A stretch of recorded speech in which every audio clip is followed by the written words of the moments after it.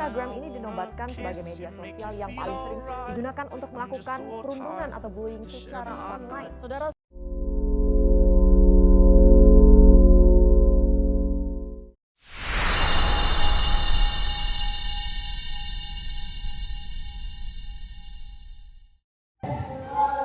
halo semuanya, selamat datang di podcast Bersuara di Dunia Maya.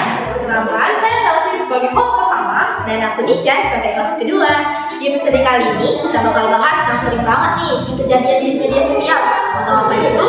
Kita bakal bahas cyberbullying.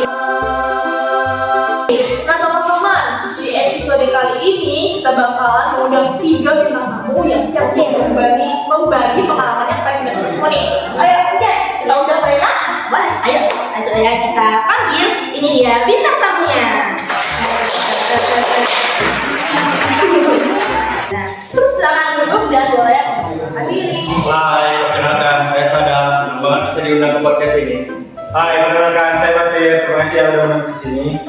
Halo, nama saya Nabila. Semoga obrolan kita kali ini menjadi pengingat untuk kita semua. Baik teman-teman, karena bintang tamunya sudah di sini, kita mulai aja ya dari soal yang pertama. Kita bakalan bahas tentang apa sih akibat cyberbullying menurut teman-teman semuanya.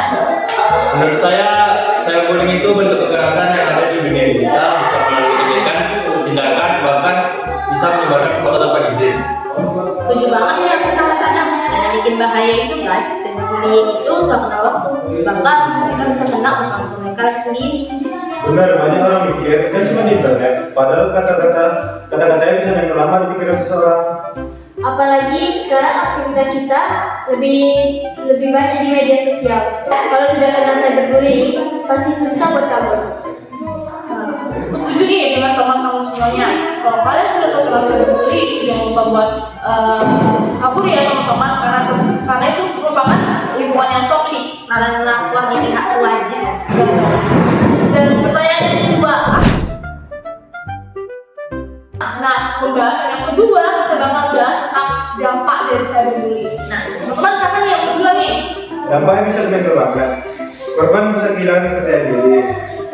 Ya, dan kadang orang di sekitar nggak tahu bahwa korbannya sedang butuh bantuan, karena lukanya tidak kelihatan secara fisik.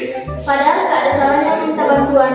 Cyberbullying itu kan bukan salah korban, tapi salahnya pelaku. Nah menurut Niken gimana nih?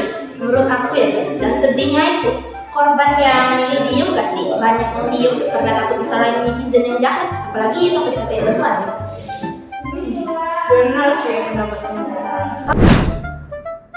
Nah kita lanjut ke pertanyaan yang ketiga tentang kenapa sih cyberbullying itu masih terjadi, padahal kan kita tahu kalau cyberbullying itu adalah kegiatan yang mengarah ke negatif. Mereka nggak bisa lihat korban di mana di balik layar. Mereka bisa ngomong seenaknya dengan bebas tanpa melihat mereka di balik layar. Ditambah lagi budaya bercanda yang kebablasan, tanpa memikirkan perasaan orang. Nah bener banget, belum lagi para netizen yang ikut-ikutan nonton dan akhirnya komentar jahat. Makanya penting banget punya empati walaupun cuma lewat dari layar.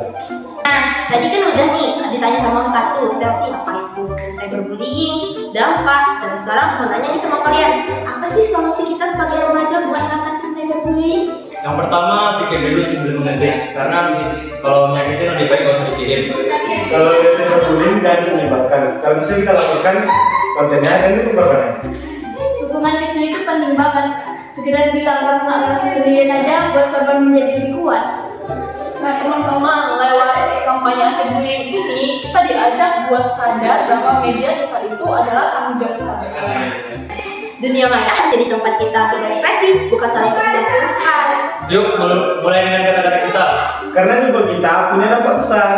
Stop cyberbullying mulai dari diri sendiri. Terima kasih sudah mendengarkan podcast Bersuara di Dunia Maya. Ingat ya teman-teman, di balik akun ada manusia dengan perasaan. Sampai jumpa di episode berikutnya. Dadah!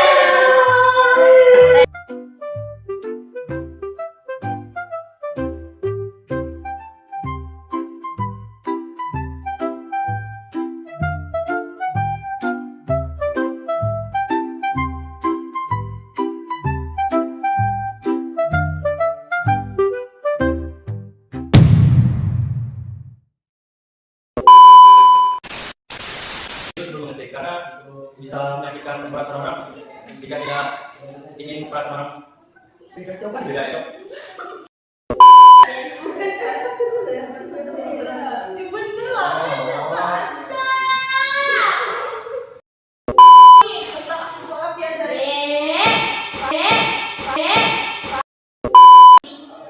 Benar, banyak orang mikir kan cuma di internet. Padahal